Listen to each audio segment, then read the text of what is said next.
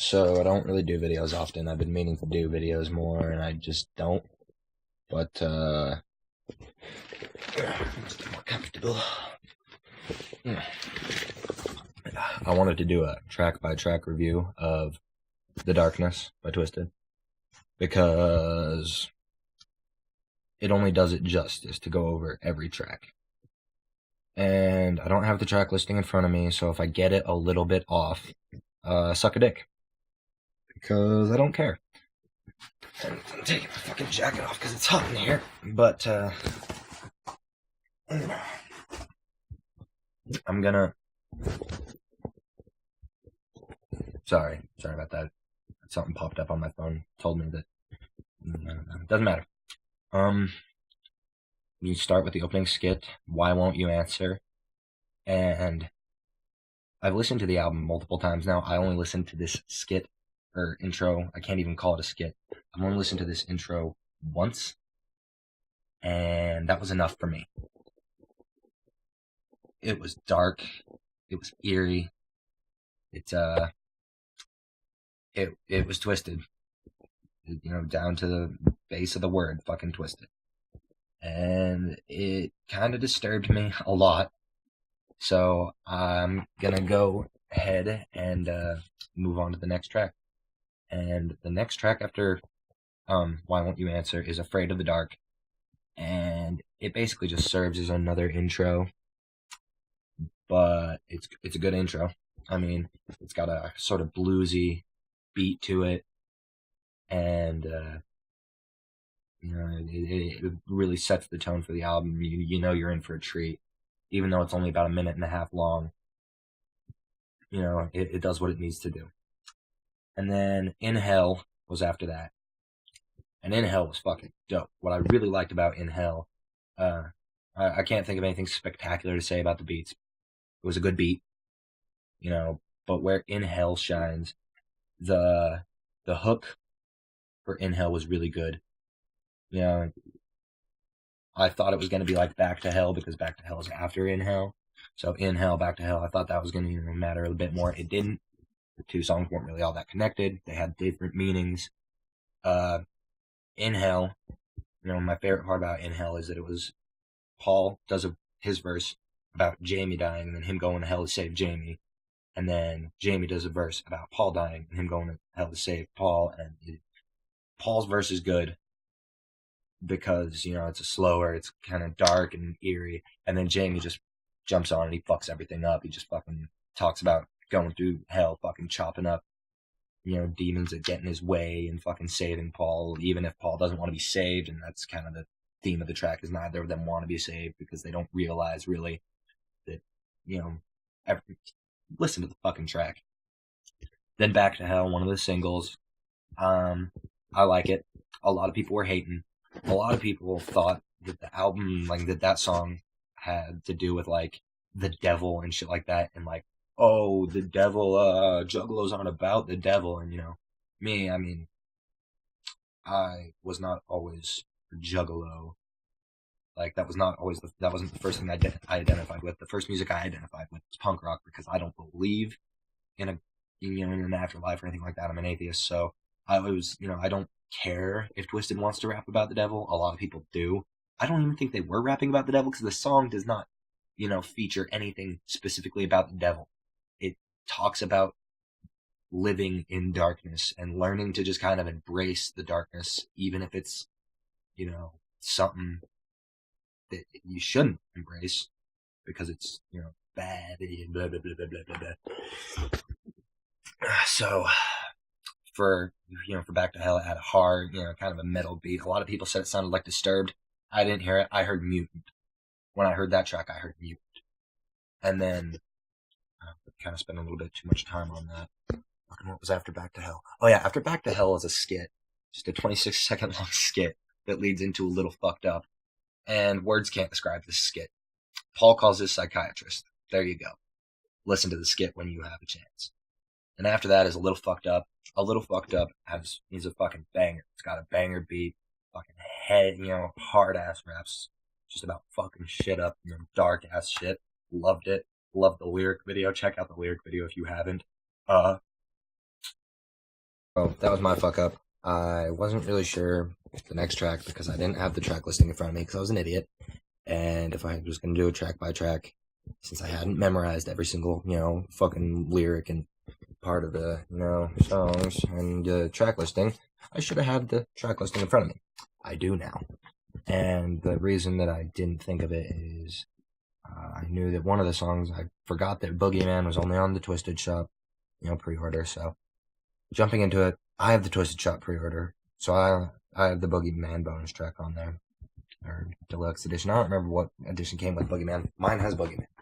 And the Boogeyman skit, before Boogeyman, it's a mom reading a story to her kid, and one of those people that you're just like, you're an unfit mother. It's the kind of shit you don't say to your kid. But it's kind of funny for that reason. It was dark. It leads into the Boogeyman. And the Boogeyman was, when I first heard it, when they first released the single, I did not like it. I didn't hate it. I just didn't like it. I was really on the fence because I was like, it was good. I didn't hate it. But I wasn't sure how to feel about it at first because I couldn't understand the fucking hook. And I still can't. I tried to pick out what it's saying, but I couldn't. And a lot of people were talking shit on this one too. They really talked shit about Back to Hell and Boogeyman when they first came out, the first two singles. I dug them, But Boogeyman, it kind of, breaks down the word boogie man. It it has a Rock the Dead kind of feel. Kind of feels like not Cemetery Boogie, Headless Boogie. I got Cemetery Girl and Headless Boogie. Fuck you don't really care. So Boogeyman had that kind of feel. It had a beat, sounded like a mainstream rap beat, but the way Twiztid does it, Twiztid can take any beat and just freak it. That's what I like about them. They have no limit to their style. Their style is ever changing and ever whatever. Doesn't matter. Moving on. Going on too long. After that is Down Here, and Down Here is it switches the feel of the record from Boogeyman, where it's just dark, dark and brutal, kind of brutal. I guess Boogeyman's not that brutal. It goes from dark, like violence and humor to the other kind of darkness that we all feel inside, that shit we got to deal with. And it got me, because I feel personally that the song is talking about juggalos and maybe not juggalos, because I don't know. People are saying that Twiztid don't call their fans juggalos anymore because they're not on Psychopathic. I haven't noticed that. Twiztid hasn't heavily used the word juggalo in a while. They don't rely on that. Twiztid's Twiztid. I don't give a fuck. So that it's just about their fans and them and how they're under and everyone views them as under their feet, but that's the only thing that they know. The beat on it was really good. It fit the mood really well. The hook really simple, but it was what it needed to be. Perfect. Fit the verses perfectly. And I don't really have anything else to say about that one, so we're moving on to the Dr. Weasel skit. And the Dr. Weasel skit is, it's Jamie calling the psychiatrist. And Jamie definitely has some more problems than Paul from what I'm hearing from there. And it goes from that skit to FTS, which is fuck this shit. And as soon as that track hits, it's got a kind of, punk, metal, just heavy, hard, powerful guitar riffs, fucking lyrics, gore, some old-fashioned Twiztid violence. Just thinking about it, I'm getting all manic and shit, just fucking... I loved it. One of my favorite tracks on there. Actually, one of two favorite tracks on there. And then, fuck this shit, to the heavy, the dark, fucking violence and metal. I love that fucking metal and that punk feel, especially me, because I liked, punk and metal before I liked juggalo rap music. That's why I really got into it, really was because they had a lot of heavy, hard beats, and I was like, hey, this is good. So really, that's why I started liking this music. And it just, it was a track that was meant for me. I don't give a fuck about you guys. That song was written for me. Fuck this shit was for this guy right here. And then after fuck this shit, the feel completely changes. And it goes to Take It Away. And Take It Away, I'm getting emotional just thinking about it. Take It Away is another one of those ones. That's the darkness that we all inside. That's the darkness. Right there. It's that darkness. Heart. You know, the dealing with all the pain, the anguish, and not being able to take it, just fucking not being able to do it, just carrying on when you don't know if you can, and you can't rely on other people to take the pain away. The beat is soft. It's the way I see Take It Away is it's LDLHA. It's, Love Don't Live Here Anymore to fucking the next level. LDLHA is here. This is fucking Take It Away for me. There's other people that are going to disagree. And the hook, brought tears to this motherfucker's eyes. Then from Take It Away is On and On, and On and On is another one. It's a dark, emotional song, but it's not, the same. It's not the same dark and emotional. It's like, I can't really describe that one as well. But On and On, it's like, it's good. It's, talking about how this shit just repeats.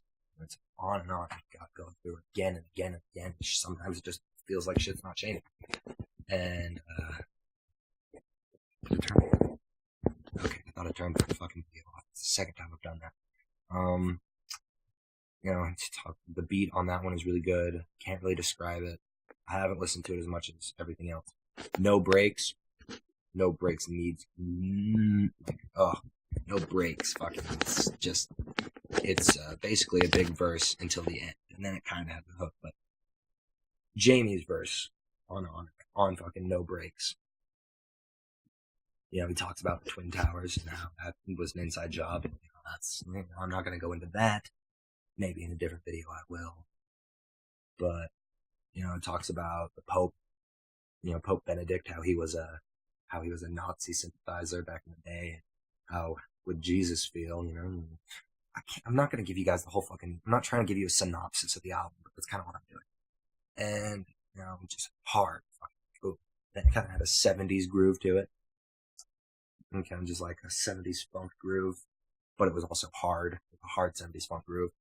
And then after that is Seance. And Seance is a song about seance, joining hands and doing some supernatural or trying to contact the dead and all that. And while I'm not into that specifically due to my personal beliefs, I liked it. I thought it was cool as fuck. Very dark, very eerie.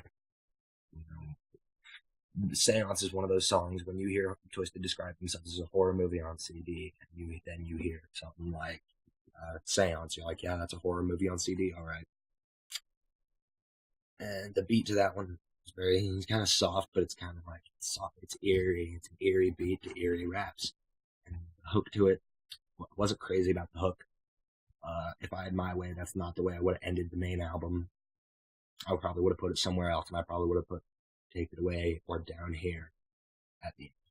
But after that is The Exorcism, and that's just a long outro. It's a creepy outro to leave you with the feeling, the dark feeling. And then after that is the bonus tracks, and the bonus tracks are just off the Twiztid EP. But I feel like they might have mastered them again, remastered them, because they sound a lot cleaner to me. Now, since I've already made this video too long, I'm going to leave you with this, just fucking great album. This album's power level is way over 9,000.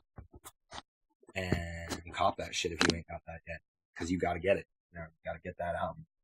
This is where Abominations is, and just right there is where the darkness. Abominations, darkness.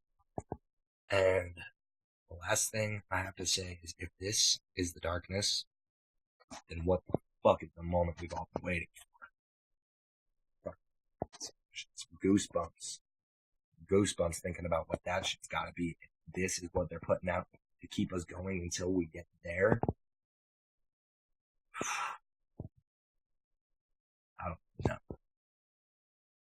So yeah, like it. Like the video if you liked it. Comment on it if you want. Call me a fucking queer you want. I really don't care. Um, whoop, whoop.